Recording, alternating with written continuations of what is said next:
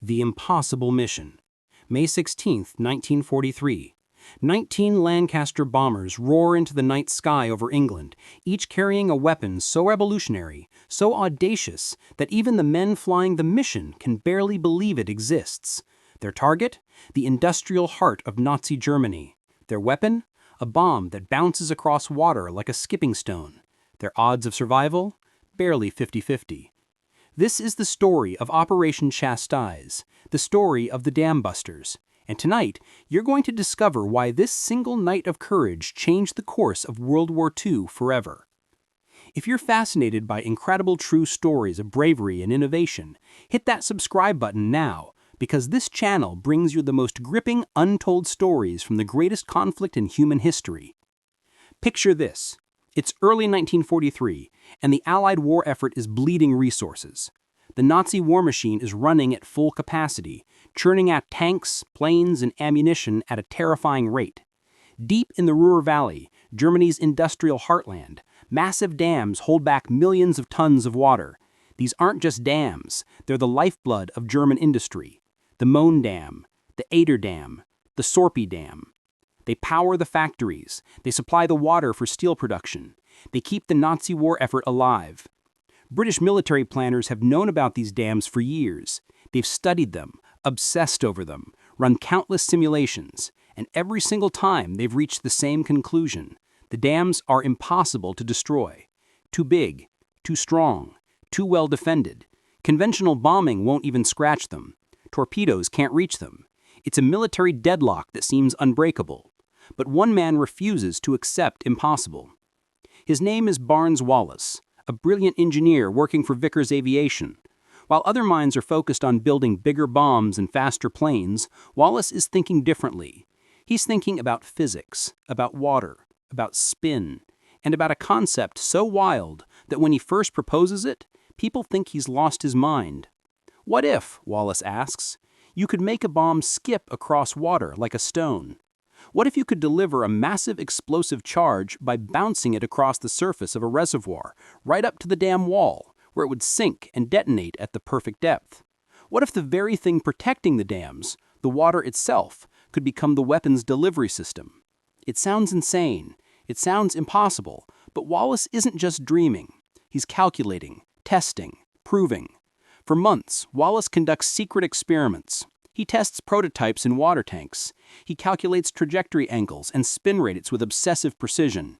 He works with a small team who believe in his vision, even when the establishment thinks he's wasting valuable wartime resources. And slowly, impossibly, the bouncing bomb begins to work. But here's the catch.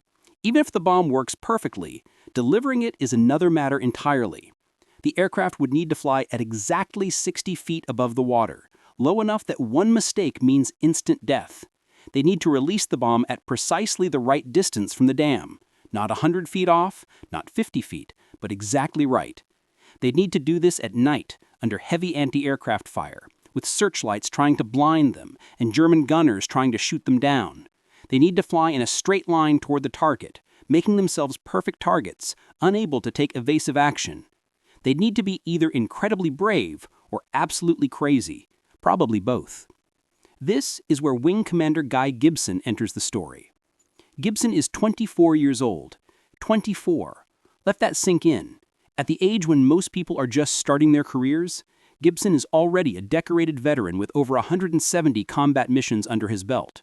He's flown bombers over Germany. He's commanded fighter squadrons. He's seen friends die. He's been shot at more times than he can count. And he's earned a reputation as one of the most skilled and fearless pilots in the entire Royal Air Force. In March 1943, Gibson is pulled aside by the top brass. They have a mission for him, a special mission. They can't tell him the details yet, but they need him to form a new squadron, an elite unit, the best of the best. Men who can fly low, men who can fly accurately, men who won't break under pressure. Gibson doesn't hesitate. He says yes. Thus is born 617 Squadron, but at this point it doesn't even have a name yet. It's just Squadron X, a mysterious unit that's being assembled in complete secrecy at RAF Scampton in Lincolnshire. Gibson begins hand-picking his crews. He doesn't want glory seekers or show-offs. He wants steady hands and cool heads. He wants men who can follow orders precisely, even when those orders seem to defy logic. The recruits are told nothing about their mission. They're just told to report to Scampton and prepare for intensive low-level flying training. And that training? It's unlike anything they've ever experienced. Day after day, night after night, the crews practice flying at impossibly low altitudes. They skim over the English countryside at 60 feet, learning to judge height by instinct. They practice over water, over land, in daylight, in darkness. They fly so low that they're dodging trees and hills, their propellers sometimes skimming the surface of lakes. It's dangerous, it's exhausting, and several crews crash during training, killed before they even learn what their mission is. But those who survive become something extraordinary. They become a flying unit so precise, so synchronized, that they can navigate by moonlight and deliver ordnance with pinpoint accuracy. They become the weapon that will deliver Wallis's revolutionary bomb. Stick around, because in just a moment, you're going to discover exactly how they pulled off the impossible and why the price of victory was higher than anyone imagined. As March turns to April, the pieces begin falling into place. Wallis's bomb, officially designated Upkeep, but forever known as the bouncing bomb, is refined and tested. It's massive, a cylindrical weapon weighing over 9,000 pounds, designed to be spun backwards at 500 RPM before release. The spin is crucial. It's what makes the bomb skip across the water instead of just simply plunging into it. But making the bomb work in a laboratory is one thing. Making it work in combat conditions is another matter entirely. The Lancaster bombers are specially modified. The bomb bay doors are removed entirely. A complex mechanical system is installed to spin the bomb before release. The aircraft are stripped of unnecessary weight. Even the protective armor plating is removed to save precious pounds. Every ounce matters when you're carrying a bomb this heavy and flying this low.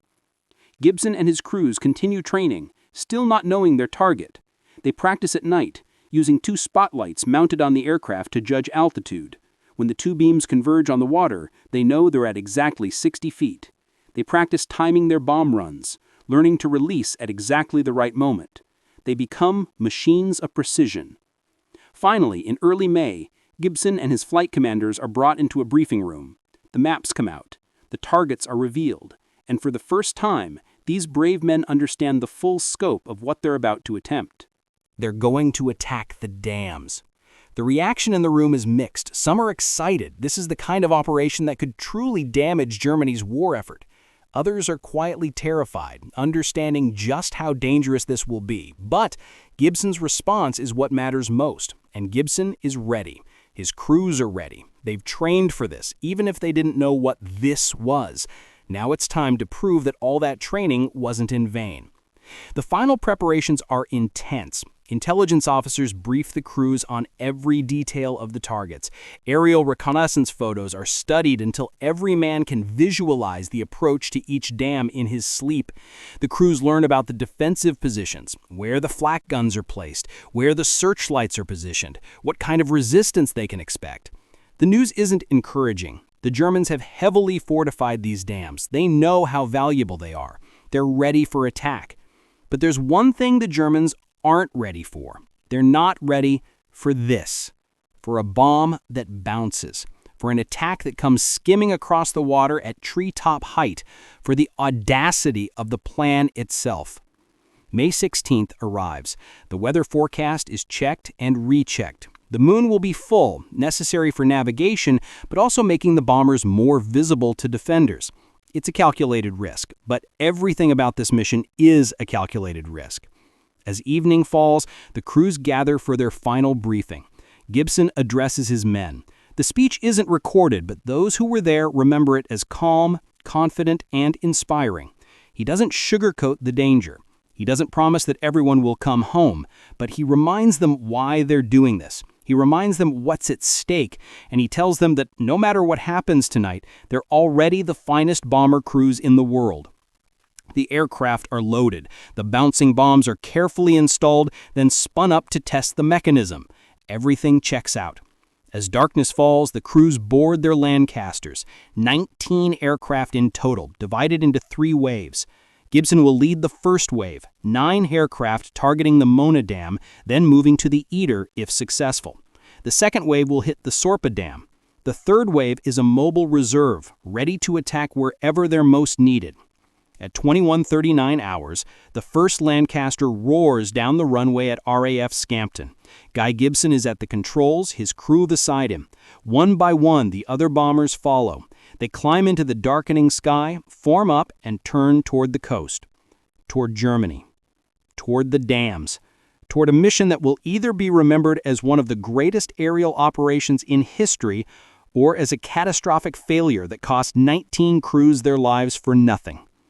The flight across the North Sea is tense but uneventful. The Lancasters fly low, just above the waves, trying to slip under German radar.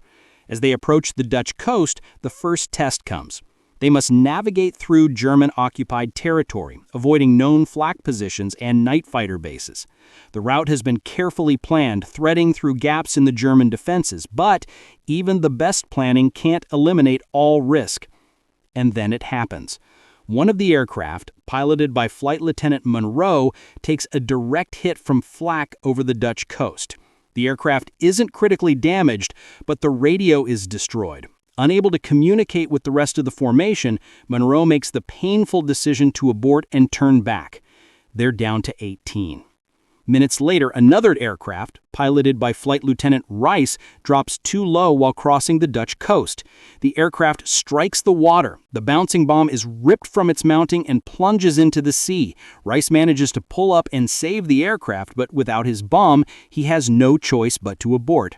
17 aircraft now. The survivors press on, flying through the darkness, navigating by moonlight and dead reckoning.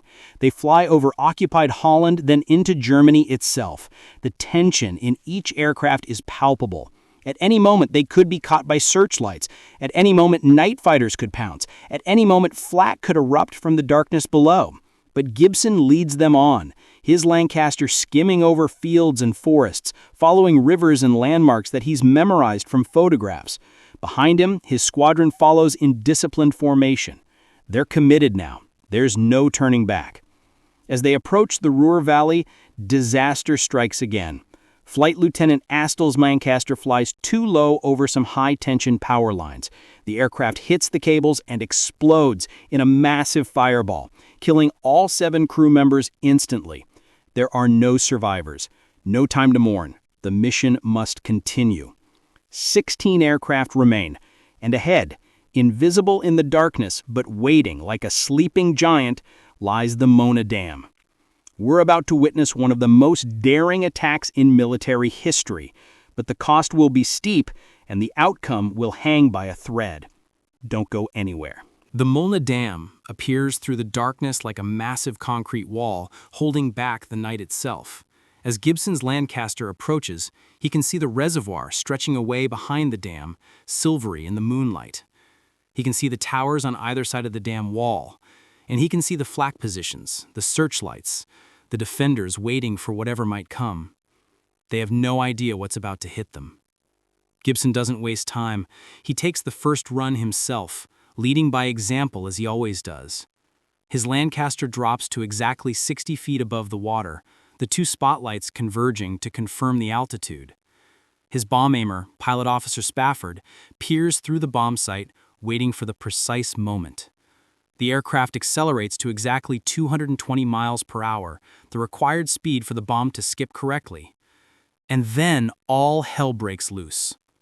The German gunners open fire. Tracers arc across the water. Searchlights stab through the darkness, trying to blind Gibson and his crew. But Gibson holds steady, flying straight toward the dam, unable to take evasive action without ruining the bomb run. "Bomb gone," Spafford calls out, and the Lancaster lurches upward as 9,000 pounds of spinning steel drops away. Gibson pulls up hard, clearing the dam wall by what feels like inches. Behind him, the bouncing bomb does exactly what Wallis promised it would do. It hits the water and skips, once, twice, 3 times, bouncing across the reservoir like a stone thrown by a giant. It strikes the dam wall, sinks to the precise depth, and detonates. The explosion is massive. A column of water erupts hundreds of feet into the air. But when the spray clears, the dam wall is still standing. Damaged, but standing. Gibson circles back and calls in the next aircraft. Flight Lieutenant Hopgood makes his run, but the German gunners have found their range now. Flak tears into Hopgood's Lancaster as it races toward the dam. The aircraft is hit repeatedly.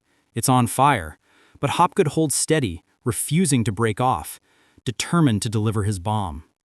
Bomb gone! And then, "We've been hit, abandoning aircraft!" Hopgood's bomb bounces, but it's released too late. It overshoots the dam and explodes behind it. Hopgood manages to pull up over the dam wall, but his Lancaster is doomed. He orders his crew to bail out, but there's no time. The aircraft explodes, killing Hopgood and most of his crew. Only 2 men manage to parachute clear and are taken prisoner. The price of this attack is becoming clear, but the mission must continue. Flight Lieutenant Martin makes the next run. His Lancaster endures the same gauntlet of fire, but Martin's piloting is flawless. His bomb bounces perfectly, strikes the dam, sinks, and detonates. Another massive explosion, another column of water, but still, the dam holds. Squadron Leader Young is next. Same run, same accuracy, same courage. His bomb strikes home. The dam shudders, but remains intact. Flight Lieutenant Maltby follows. By now, the German defenders are throwing everything they have at the attackers. The sky above the Molna Reservoir is a lattice of tracers and searchlight beams. But Maltby's crew, like all the others, has trained for this. They know their jobs. They execute perfectly. Maltby's bomb strikes the dam, the explosion sends another column of water skyward. And this time the dam wall cracks. Water begins forcing its way through the breach. The breach widens. The pressure of millions of tons of water does the rest. The Molna Dam is broken, and through the growing breach, a wall of water 60 feet high begins pouring into the valley below, unstoppable and devastating. Gibson circles overhead, watching the destruction unfold. His radio crackles, "Nigger! Nigger! Nigger!" the code word for success at the Molna Dam. It's a racial slur that modern audiences cringe, but it was sadly typical of the casual racism of the era, named after Gibson's dog. What matters now is what the code word signifies. The first objective is achieved. But there's no time to celebrate. Gibson still has bombs. The Eater Dam is still intact, and men are still dying. This is just the beginning of the story. In Part 2, you're going to discover what happened at the Eater Dam, at the Sorped Dam, and in the chaotic aftermath of the raids. You'll learn about the incredible acts of heroism, the tragic losses, and the long-term impact of this single night of courage. Hit that like button if you're enjoying this story, and make sure you're subscribed with notifications on, because Part 2 is going to blow your mind. The longest night. Water. Millions upon millions of gallons, thundering through the shattered Molna Dam, sweeping away everything in its path. Villages, factories, railways, power stations. The industrial heartland of Nazi Germany is drowning, and the night is far from over. But while the water rages through the Ruhr Valley below, Guy Gibson and his remaining crews have another target to find: the Eater Dam. And if you thought the Mona was difficult, the Eater is about to make the Mona look easy. Welcome back to Part 2 of the Dambusters story. If you missed Part 1, go back and watch it now. This is a story that deserves to be experienced from the beginning. Gibson leads his surviving aircraft, himself, Flight Lieutenant Shannon, and Squadron Leader Maudsley away from the Mona and toward the Eater Reservoir, about 50 miles to the south. Flight Lieutenant Knight will join them shortly. These 4 crews carry the last remaining bombs of the first wave. If they can break the Eater, the damage to German industry will be catastrophic. But reaching the Eater Dam proves to be its own nightmare. Unlike the Mona, which sits in relatively flat terrain, the Eater Dam is surrounded by steep, heavily wooded hills. The approach requires flying through a narrow valley, then making a sharp diving turn while losing altitude rapidly, all while maintaining exactly 60 feet above the water. It's a maneuver that would be challenging in daylight with unlimited visibility. At night, with only moonlight to navigate by, it's borderline suicidal. Gibson arrives first and immediately recognizes the problem. He circles the reservoir several times, studying the geography, trying to determine the best approach. The dam itself is longer than the Mona, over 1,300 feet, and sits in a natural bowl surrounded by high ground. There's really only one way in. Down the valley, hard turn, dive, level out at 60 feet, and pray you don't hit the trees or the water. Easy, right? Gibson makes a dummy run first, flying the approach without dropping his bomb, just to show the others how it's done, and to draw fire from the German defenses. Yes, the defenses. Because even though the Ader Dam is more isolated than the Mona, it's still protected by anti-aircraft guns and searchlights. Maybe not as many, but at 60 feet, you only need one lucky shot to bring down a Lancaster. As Gibson pulls up from his dummy run, he watches Shannon begin his approach. Shannon's crew, Bomb Aimer Flight Sergeant Leonard Sumter, Navigator Flying Officer Daniel Walker, Wireless Operator Flying Officer Brian Goodale, and the others have trained for months for this moment. They enter the valley, make the diving turn, and level out over the water. It's not right. Shannon's altitude is off. He's too high. Releasing the bomb now would be useless. Shannon aborts, pulls up, and circles back to try again. Second attempt. Same problem. The approach is just too difficult. Shannon aborts again. Third attempt. This time, Shannon gets it right. His Lancaster races across the water at exactly 60 feet, exactly 220 miles per hour. The bomb is released, spins, bounces, strikes the dam wall perfectly, sinks, and detonates. The explosion lights up the valley. Water erupts. Shannon pulls up and away, his heart pounding, but when the spray clears, the Ader Dam is still intact. Maudsley is next. Squadron leader Henry Maudsley, another veteran pilot, makes his approach. But something goes wrong. Either the altitude is off or the release is too late. Eyewitness accounts differ. What's certain is that Maudsley's Lancaster either hits the top of the dam wall or explodes prematurely. The blast is catastrophic, and Maudsley's Lancaster flies directly through the explosion. The aircraft is badly damaged. Maudsley manages to get it airborne and turns for home, but he never makes it. Somewhere over Germany, the crippled Lancaster goes down. All 7 crew members are killed. Another 7 families will receive that dreaded telegram. Another 7 names to add to the cost of this night. Now it's Shannon's turn again. Wait, no. Gibson calls in Knight. Flight Lieutenant Les Knight, an Australian pilot with ice water in his veins. Knight has been circling, watching the others, learning from their attempts. He knows what he needs to do. Knight makes his approach. The Lancaster drops into the valley, banks hard through the turn, dives, and levels out with perfect precision. 60 feet, 220 miles per hour, the spotlights converge. The bomb aimer, Flight Sergeant Edward Johnson, has the target in his sight. Bomb gone! The bomb drops, spins, hits the water, and begins its impossible journey across the reservoir. Skip, skip, skip. It strikes the dam wall dead center, sinks to the perfect depth, and detonates with tremendous force.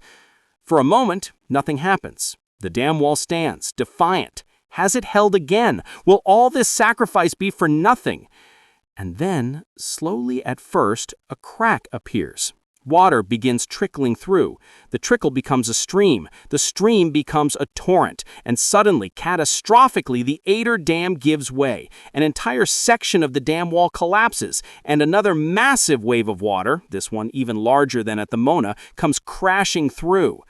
Dinghy! Dinghy! Dinghy! The code word crackles over the radio. The Ader is broken. 2 dams down, but the mission isn't over. Remember, there were 3 waves of attackers. While Gibson's first wave was hitting the Mona and Ader, a second wave was supposed to be attacking the Sorpa Dam. This was Flight Lieutenant Yo McCarthy leading a small force to a target that required a completely different approach. The Sorpa Dam isn't like the Mona or Ader, it's an earth dam, not a concrete gravity dam. The bouncing bomb technique won't work here. Instead, the attackers have to fly along the length of the dam, not across the reservoir, but parallel to the dam wall, and drop their bombs directly onto the dam's crest, hoping the explosion will breach the earthen structure. It's a different kind of nightmare. McCarthy's approach to the Sorpa is delayed by navigation difficulties. Flying at ultra-low level in darkness, maintaining exact positions, avoiding obstacles, it's incredibly demanding. By the time McCarthy reaches the Sorpa, he's alone. His wingmen have either been shot down, gotten lost, or aborted due to damage or mechanical failure. But McCarthy doesn't turn back. This American pilot serving in the RAF, yes, American, and he's about to show the kind of courage that makes you proud to be an ally. He makes repeated runs over the Sorpa Dam, flying through fog and mist, trying to line up the perfect drop. The approach requires flying over a church steeple at one end, racing along the dam wall, and pulling up sharply at the other end before hitting another hill. One mistake means death.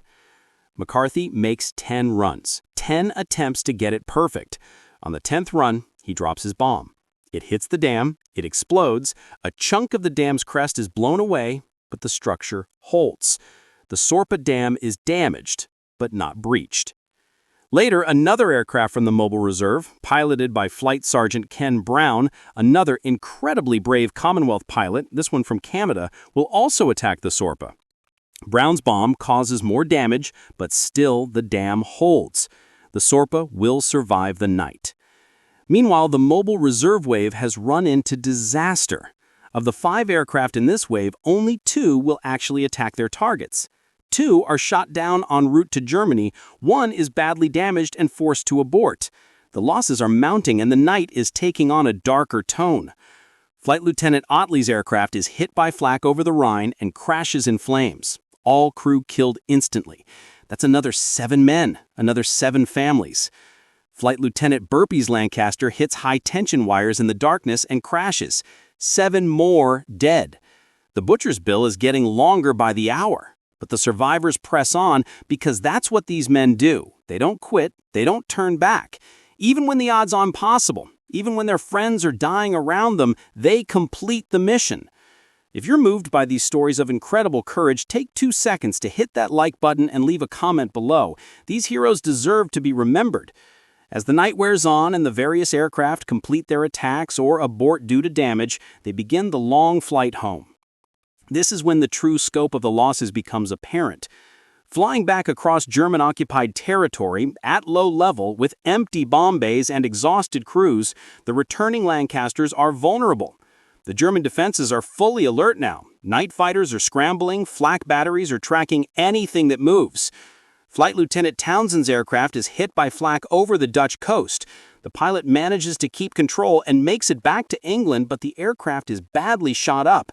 Townsend will survive, but it's a close call. Other crews aren't as lucky. Remember Squadron leader Maudsley, whose aircraft was damaged at the Ader? His Lancaster is spotted by German night fighters as it limps toward the Dutch border. The fighters attack, there's a brief, desperate fight, and then Maudsley's Lancaster goes down. No survivors. Flight Lieutenant Young, the same Young who successfully bombed the Mona Dam, is flying home when his Lancaster is hit by flak near the Dutch coast. The aircraft crashes into the North Sea. All 7 crew members are killed. Young had survived the most dangerous part of the mission to die within sight of safety. It's a cruel reminder that in war, survival often comes down to nothing more than luck. By the early morning of May 17th, the surviving aircraft begin landing back at RAF Scampton. One by one, they touch down, and the ground crews count them in. 11 aircraft return. 8 do not. Of the 133 men who took off on this mission, 53 are dead and 3 are prisoners of war. That's a casualty rate of over 40%. In a single night, 617th Squadron has lost more than a third of its strength. But what did they achieve? The Mona Dam is shattered. The Eder Dam is destroyed. And through the breached dams, over 330 million cubic meters of water has flooded the Ruhr and Eder valleys. Let me put that in perspective. That's enough water to fill over 130,000 Olympic swimming pools. Imagine that much water not contained in neat pools, but raging through valleys at tremendous speed, smashing everything in its path. The immediate damage is staggering. Entire villages are swept away. At least 1,600 people are killed by the floodwaters, and yes, many of them are civilians. War is horrific, and there's no glory in civilian deaths, but this is total war, and the dams are legitimate military-industrial targets. The flood destroys or damages dozens of factories, washes away roads and rail lines, and knocks out hydroelectric power stations. Coal mines are flooded. Water treatment plants are destroyed. But perhaps more importantly, the psychological impact is enormous. For the first time, the German people see that their industrial heartland isn't safe, that the massive engineering projects they thought were invulnerable can be destroyed. The Nazi propaganda machine tries to minimize the damage, but the truth can't be hidden when entire towns have been washed away. For the British public, desperately hungry for good news after years of war, the Dambusters Raid is a tremendous morale boost. Yes, the losses are heavy, heartbreakingly heavy, but the mission succeeded. British ingenuity and British courage have struck a blow against the Nazi war machine. In cinemas across Britain, newsreels show footage of the broken dams and audiences cheer. This is the kind of victory that makes people believe that maybe, just maybe, the war can be won. Back at RAF Scampton, the survivors are trying to process what they've been through. Guy Gibson is recommended for the Victoria Cross, Britain's highest military honor, and will receive it. But Gibson knows the cost. He's lost men he hand-picked, men he trained, men he led into the night knowing some wouldn't return. The burden of command weighs heavy. The other survivors will receive decorations too. Distinguished Service Orders, Distinguished Flying Crosses, Distinguished Flying Medals. The award ceremony will be grand, the medals will be pinned on with proper military ceremony, and the newsreels will capture it all for the public. But ask any of the survivors what they think about when they remember that night, and they won't talk about medals. They'll talk about the men who didn't come back. They'll talk about Hopgood, burning in his cockpit but holding steady long enough to drop his bomb. They'll talk about Maudsley, flying a crippled aircraft through an explosion, fighting to get home, never making it. They'll talk about Young, so close to safety. About Otley and Burpee, dying in the darkness over Germany. 53 men dead. 53 families destroyed. 53 futures erased in a single night of war. Was it worth it?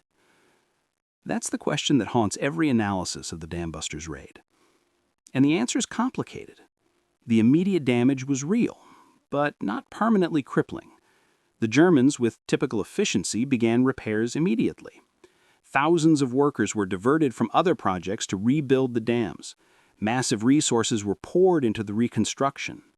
Within months, both dams were substantially repaired. Within a year, they were fully operational again. Some historians argued that the raid's strategic value didn't justify the losses, that the damage, while dramatic, didn't permanently cripple German industry, that the resources used for the raid, the specialized bombs, the modified aircraft, the months of training, could have been used for conventional bombing campaigns that might have achieved more lasting results. But other historians disagree. They point out that diverting German resources to dam repair meant those resources couldn't be used for other purposes. Every worker repairing dams wasn't building tanks or fortifications. Every ton of concrete poured into the dam walls was concrete that couldn't be used for U-boat pens or air raid shelters. The raid forced the Germans to spread their resources thinner at a time when they were already stretched to the breaking point. And beyond the purely military calculations, there's the morale factor.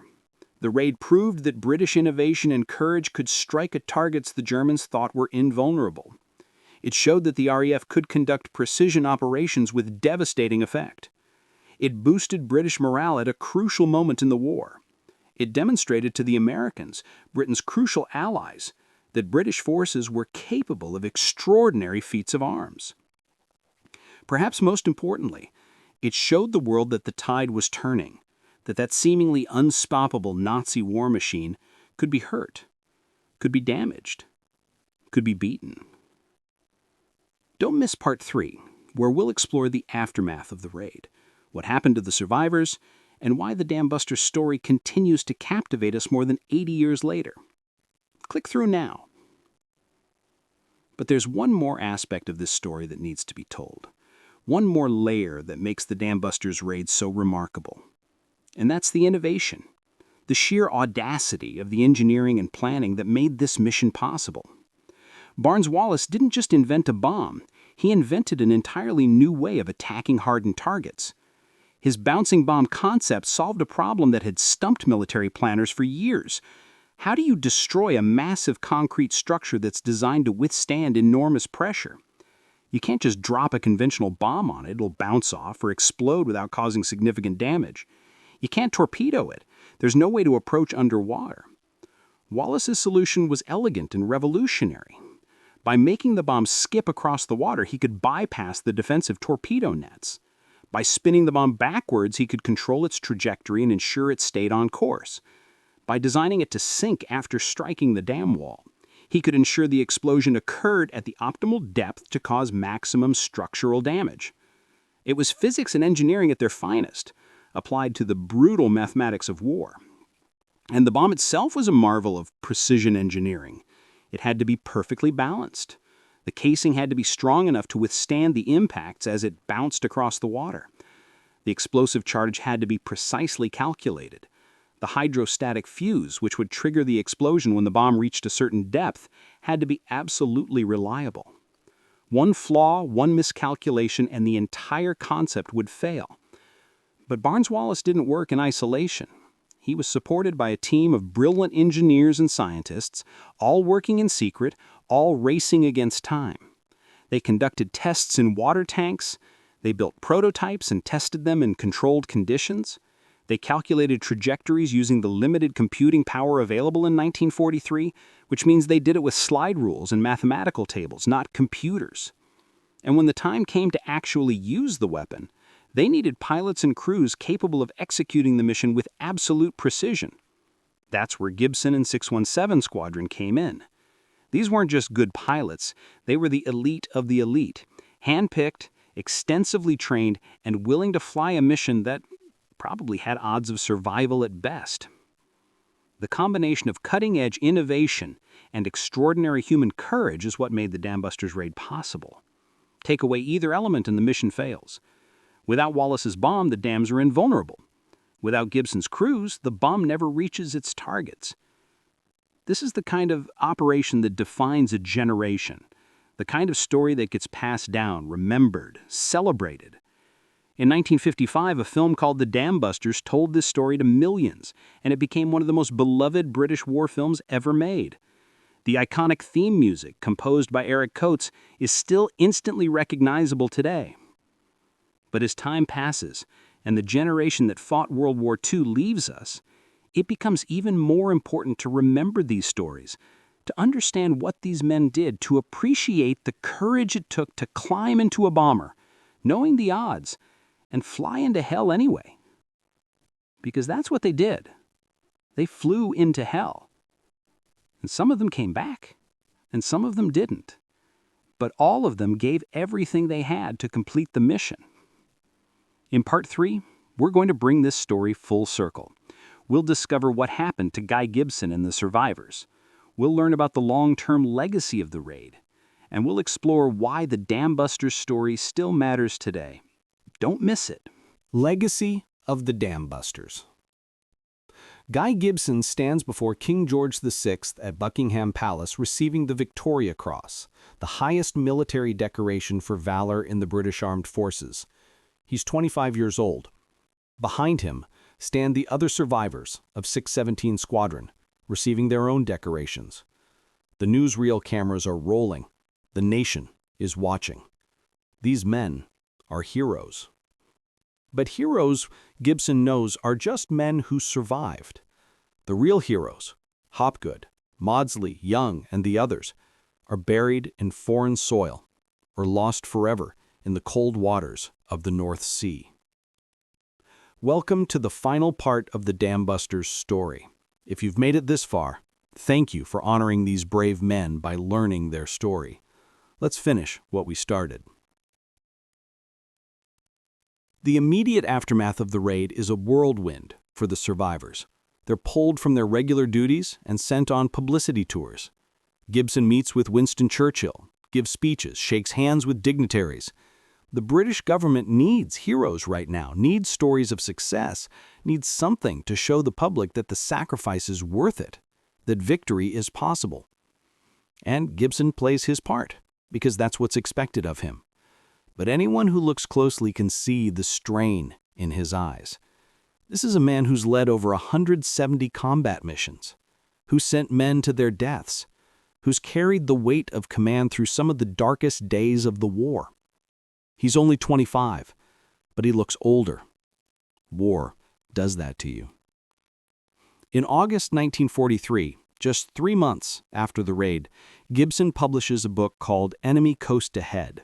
It's part memoir, part tribute to the men he served with, and it becomes a bestseller. But even as he's writing about his experiences, he's itching to get back into action. Sitting behind a desk, going to ceremonies, being a public relations asset, it's not what he signed up for. He's a warrior, and warriors need to fight. The RAF tries to ground him. They've invested too much in him, made him too valuable as a symbol to risk losing him in combat. But Gibson is persistent. He pulls strings, he argues, he pleads. Finally, in September 1944, they let him fly again. On the night of September 19, 1944, Gibson takes off as a master bomber on a raid against Raid and Mönchengladbach in Germany. His job is to mark the targets and coordinate the attacking bombers. It's his 175th combat operation. The raid goes well, the targets are hit, Gibson's aircraft is seen heading for home. But Guy Gibson never makes it back. His Mosquito bomber crashes near Steenbergen in the Netherlands. Both Gibson and his navigator, Squadron leader James Warwick, are killed. The exact cause of the crash is unknown. It might have been flak damage, might have been mechanical failure, might have been enemy fighters. Gibson is 26 years old when he dies. The man who led the Dambusters, who broke the German dams, who earned the Victoria Cross and became a national hero, is gone. And somehow, it seems almost inevitable. Men like Gibson don't retire. They don't fade away. They burn bright and fast, and then they're gone. But Gibson's death isn't the end of the story. 617 Squadron continues throughout the war, and it continues to be an elite unit. The Dambusters don't just rest on their laurels after the raids. They go on to fly some of the most dangerous and important missions of the entire war. They pioneer the use of the Tallboy bomb, another Barnes Wallis creation, a 12,000-pound earthquake bomb designed to penetrate deep underground before exploding. 617 Squadron uses Tallboys to destroy V-weapon sites, submarine pens, and other hardened targets. They sink the German battleship Tirpitz in November 1944, using Tallboys to finally destroy a ship that had been a thorn in the Allies' side for years. They develop and perfect precision bombing techniques that become the model for future operations. They prove that with the right training, the right equipment, and the right kind of courage, seemingly impossible missions can be accomplished. And all of this grows from that one night in May 1943, when 19 Lancasters flew into the darkness to break the dams. But what about the other survivors? What happened to the men who made it home from the raid? Their stories vary, but they follow certain patterns that are common to combat veterans of any era. Some, like Gibson, continue flying combat missions and don't survive the war. Flight Lieutenant David Shannon, the pilot who made multiple runs at the Eater Dam before getting it right, survives the Dambusters Raid only to be shot down over France in 1944. He evades capture and makes it back to Allied lines, but it's a close call. Shannon survives the war and goes on to have a distinguished career in the Royal Australian Air Force, eventually retiring as an Air Commodore. Flight Lieutenant Les Knight, the Australian pilot whose bomb finally broke the Eater Dam, isn't so lucky. In September 1943, just 4 months after the raid, Knight's Lancaster is badly damaged over Italy. Knight manages to keep the crippled aircraft in the air long enough for his crew to bail out, but when he tries to jump himself, his parachute tangles in the aircraft. Knight goes down with his plane. He's posthumously awarded the Distinguished Service Order for his actions in saving his crew. He's 22 years old when he dies. Others survive the war but carry the psychological scars of combat. Remember, these men faced not just the Dambusters Raid, but dozens or hundreds of other combat missions.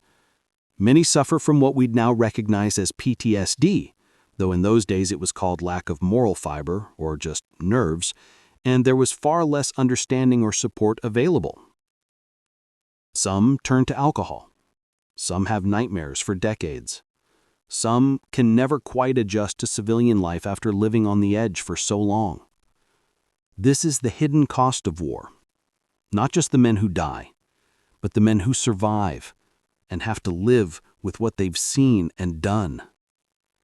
Joe McCarthy, that American pilot who made 10 runs over the Sorpa Dam, survives the war and returns to the United States. He tries to readjust to civilian life, but it's not easy. He works various jobs, never quite finding his place. The man who showed such incredible courage over Germany struggles with the mundane challenges of peacetime. He dies in 1998, carrying his memories to the end. Ken Brown, the Canadian, who also attacked the Sorpa Dam, has better luck. He returns to Canada after the war and builds a successful business career. He becomes a respected member of his community, though he rarely talks about his wartime experiences. When he does, it's usually about his fallen comrades, rather than his own actions. Brown lives until 2002, one of the last surviving Dambusters. And then there are the prisoners of war.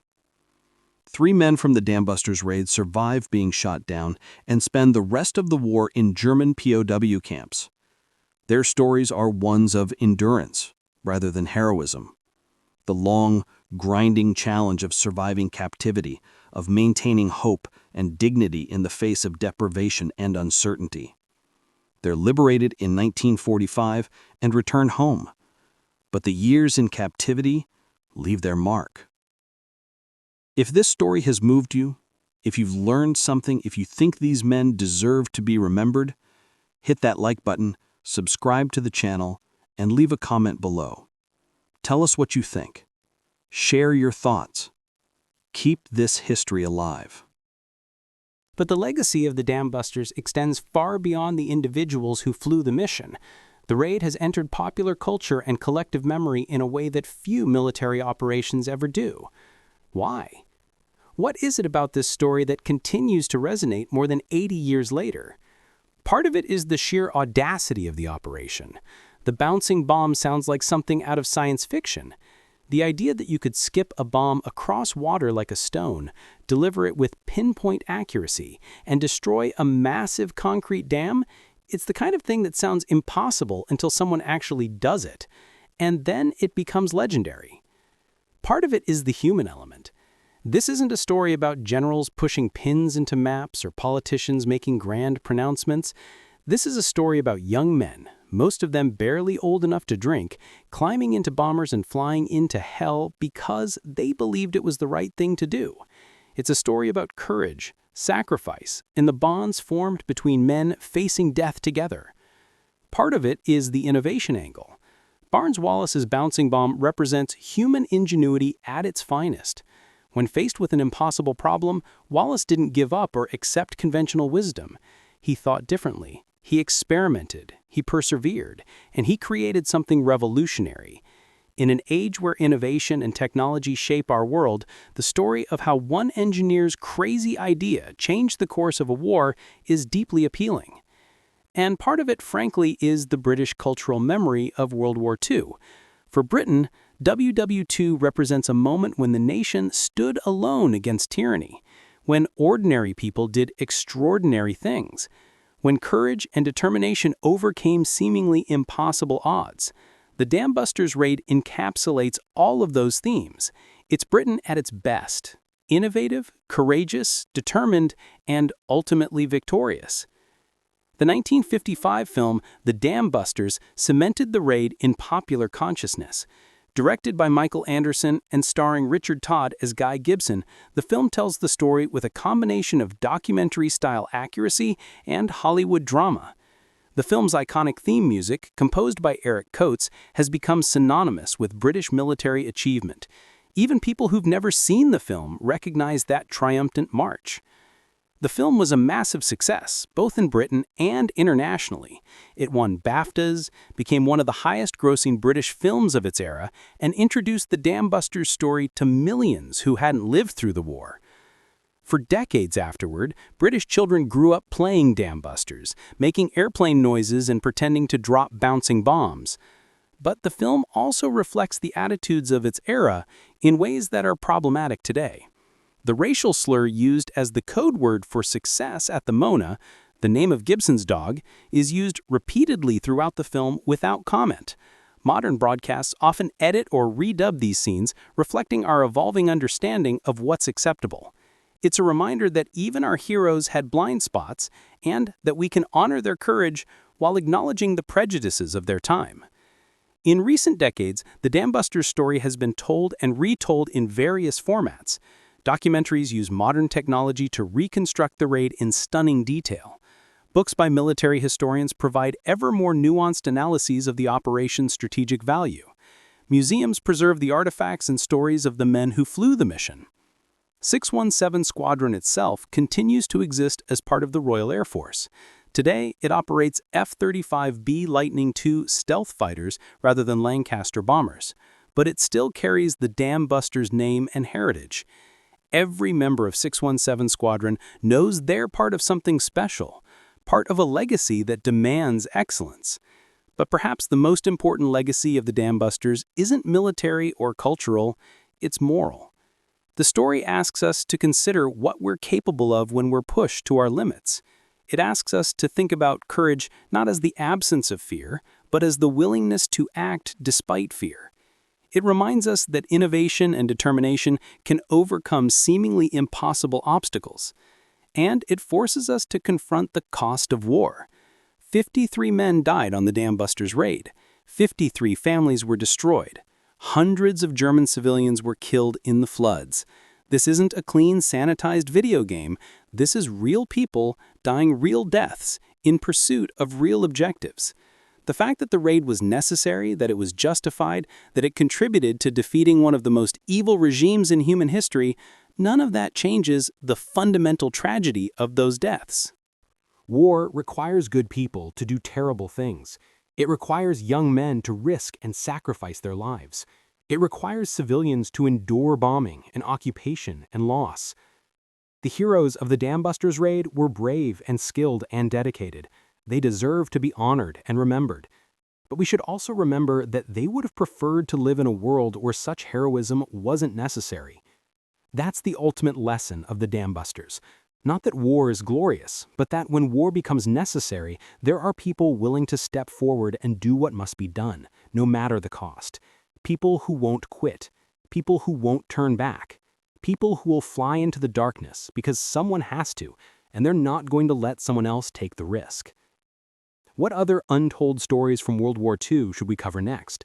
Drop your suggestions in the comments below. And if you want to dive even deeper into the stories of courage, innovation, and sacrifice that defined the greatest generation, check out our playlist of WWII documentaries. There's a whole world of incredible history waiting for you. As we close this chapter on the Dambusters, it's worth taking a moment to reflect on the broader context.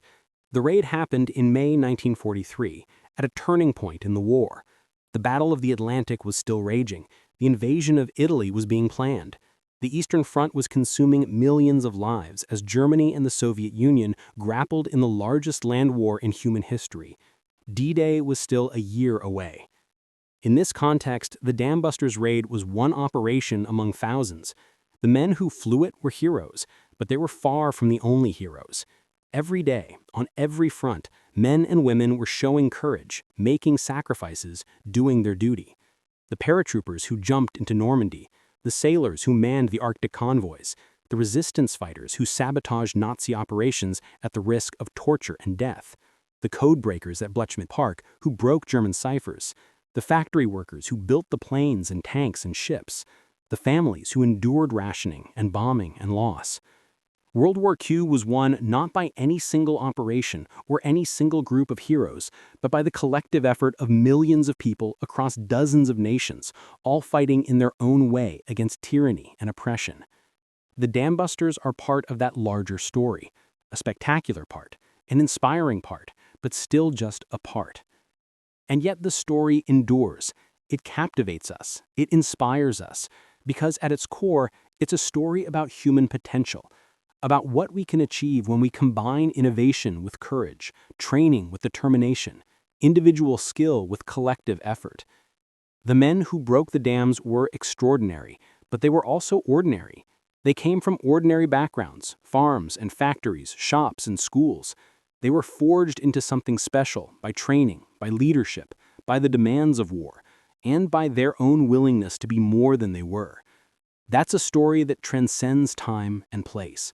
It's a story that speaks to fundamental human qualities, bravery, ingenuity, sacrifice, and the refusal to accept that something is impossible. So when you think about the Dambusters, yes, remember the spectacular nature of the raid.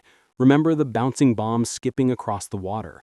Remember the dams breaking and the floodwaters raging. Remember the innovative engineering and the precision flying. But also remember the men. Remember Guy Gibson, brilliant and driven, and ultimately consumed by war. Remember Les Knight, keeping his crippled aircraft airborne so his crew could escape. Remember Joe McCarthy, making run after run until he got it right.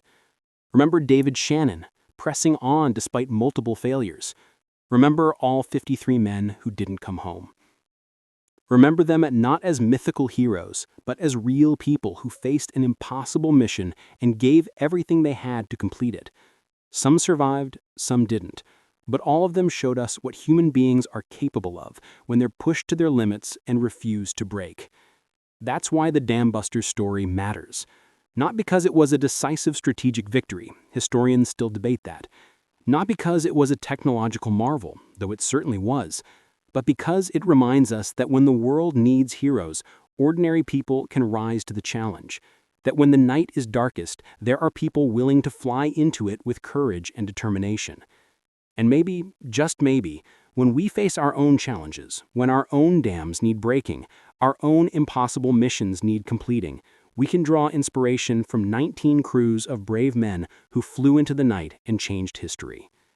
The Dambusters, 617 Squadron, the men who broke the dams. Remember their names, honor their sacrifice, and carry their story forward so that future generations will know what they did and why it mattered. Thank you for watching this 3-part series. If you enjoyed it, make sure you're subscribed with notifications turned on for more incredible stories from history. Like, comment, and share this video to help spread these important stories. Until next time, remember the past, honor the heroes, and never forget that ordinary people can do extraordinary things. The Dambusters flew into darkness, but their light still shines. What impossible mission will you tackle next? Let us know in the comments.